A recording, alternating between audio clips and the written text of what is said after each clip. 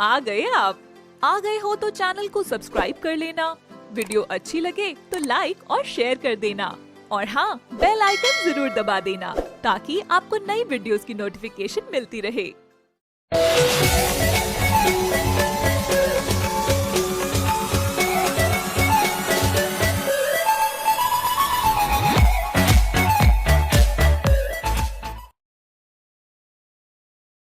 ये कहानी जबलपुर गांव की है, जहां रेनू नाम की एक विकलांग अपाहिज लड़की अपने चाचा चाची कमलेश और मीना के साथ रहती थी। रेनू के बचपन में ही माता पिता की मृत्यु हो गई थी। उस समय रेनू की आयु 2 वर्ष की थी। तब से रेनू का पालन पोषण, उसकी परवरिश रेनू के चाचा चाची ने ही की थी। कमलेश और मीना की कोई संतान नहीं थी, इसलिए कमलेश और मीना का प्रेम रेनू के प्रति बहुत कम था। वो उस अपाहिज लड़की से काफी परेशान थे, पर समाज वालों के ताने ना सुनने पड़े, इसी कारण वो रेनू को अपने से कभी दूर नहीं होने देते थे। एक दिन रेनू अपनी विकलांग कुर्सी पर बैठी टीवी देख रही थी। अरे महारानी, आप यहाँ इतने आराम से विश्राम करके टीवी का आनंद ले रहे हैं और मैं दिन भर नौकरानी की तरह घर का सारा कार्य करती हूँ। चाची जी, मैं आपकी कुछ सहायता करूँ? हाँ, तुम तो रहने ही दो, तुम किसी काम की नहीं हो। बचपन से लेके अब तक इस कुर्सी के सहारे ही जी रही हो। चाची, अगर मैं अपाहिज हूँ तो क्या मैं कोई कार्य नहीं कर सकती? मेरे बस में जितना होगा मैं करूँगी, आप कहिए तो सही। बस करो रेनू, अपने पैरों पे तो ठीक से खड़े नहीं हो सकती और आई मेरी सहायता करने। पैदा होते ही अपने माता पिता को खा लिया और अब मेरा जीवन बर्बाद कर दिया है। ये कहकर मीना अपने कमरे में चले जाती है। रेनू जोर से रोने लगती है। अगर मैं अपाहिज हूँ तो इसमें मेरा क्या दोष है? भगवान, क्यों सब लोग मेरे इस अवतार का मजाक उड़ाते हैं? रेनू के साथ आए दिन इस तरह का व्यवहार होता रहता था। मीना किसी न किसी वजह से रेनू को बुरा भला कहकर उसका अपमान करती थी।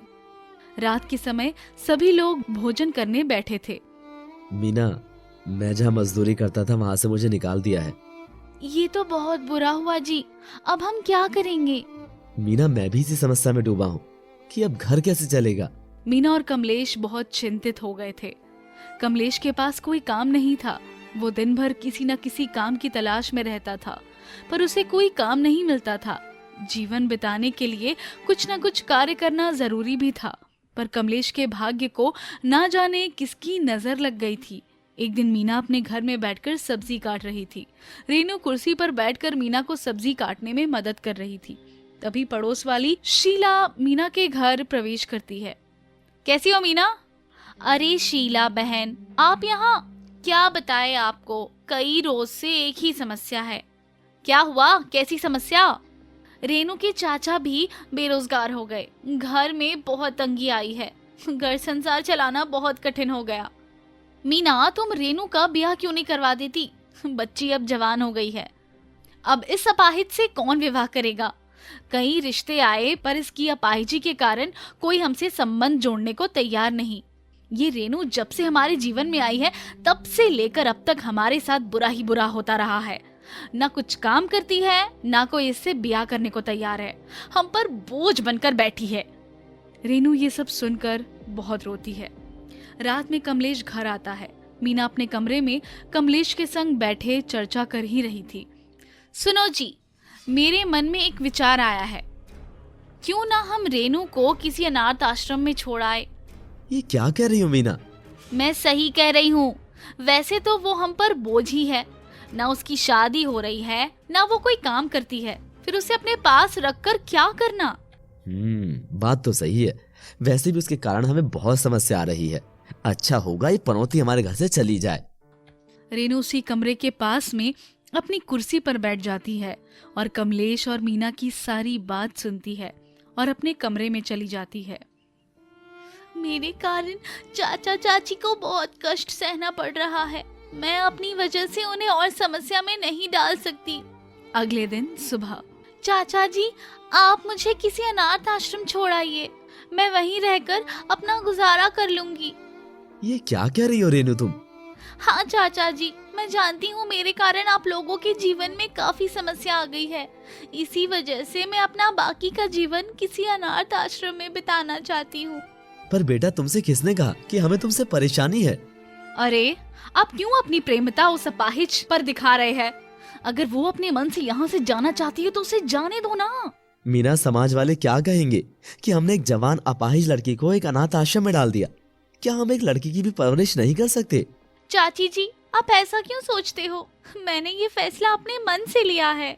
बस रेनू, हम जानते हैं कि तुम समाज वालों के सामने हमारा अपमान करना चाहती हो ना, सबके सामने हमें जलील करना चाहती हो ना, कि हम एक अपाहिज लड़की का पालन पोषण नहीं कर सकते। तुम्हारे माता पिता ने तुम्हें जन्म दे के हमारे भाग्य में तुम जैसी अपाहिज लड़की को छोड़ दिया और इस दुनिया से चले गए खुद। रेनू रोते रोते अपने कमरे में चले जाती है।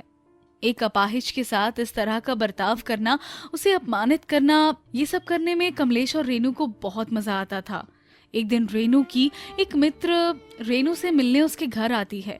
रेनू अपनी सहेली को उसके साथ हो रहे सारे अत्याचार के बारे में विस्तार में बताती है।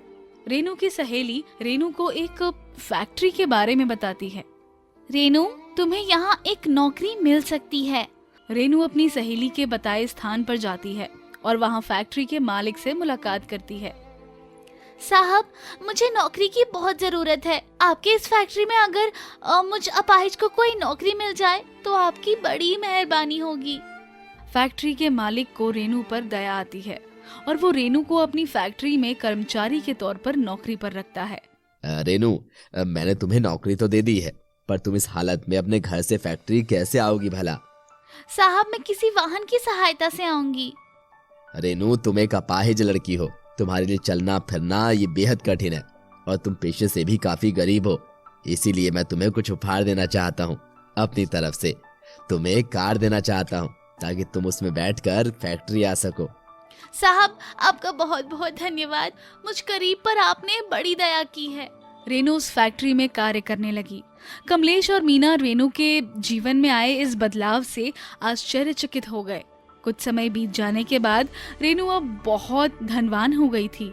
उसके पास बहुत सारा धन हो गया था। एक दिन कमलेश अपनी पत्नी मीना से कहता है, मीना, ये रेनू का भाग्य तो एकदम से चमक गया। जी, इसके पास इतना पैसा है। हम इसके सारे पैसे लेकर यहाँ से भाग जाते हैं। इन पैसों से अपना जीवन भी बदल जाएगा। और ये तो ठहरी अपाहिज, इस हालत में ये कैसे हमें ढूंढ पाएगी? कमलेश और मीना मन ही मन ये लालच की साजिश करते हैं। रात को रेनू फैक्ट्री से घर आती है। चाची जी, ये पैसे मैंने अब तक जो कमाए हैं ये सब मैं आपको दे रही हूँ। पर बेटा, ये तो तुम्हारे रुपए हैं, ये तुम हमें क्यों दे रही हो? ये आपके भी पैसे हैं। बचपन से लेकर आज तक आपने मेरी परवरिश की है, मेरा पालन पोषण किया है, मुझ अपाहिज का बोझ उठाया, मुझे कभी अपने माता पिता की कमी महसूस नहीं होने दी। तो आज जो मेरा है वो सब आपका ही है। कमलेश और मीना ये बात सुनकर रोने लगते हैं और रेनू को गले लगा लेते हैं। रेनू बेटा, हमने तुम्हारा बड़ा अपमान किया है, तुम्हें बहुत परेशान किया है। उतने पर तुम हमसे इतना प्रेम करती हो। सच में तुम्हारा दिल बहुत बड़ा है बेटा।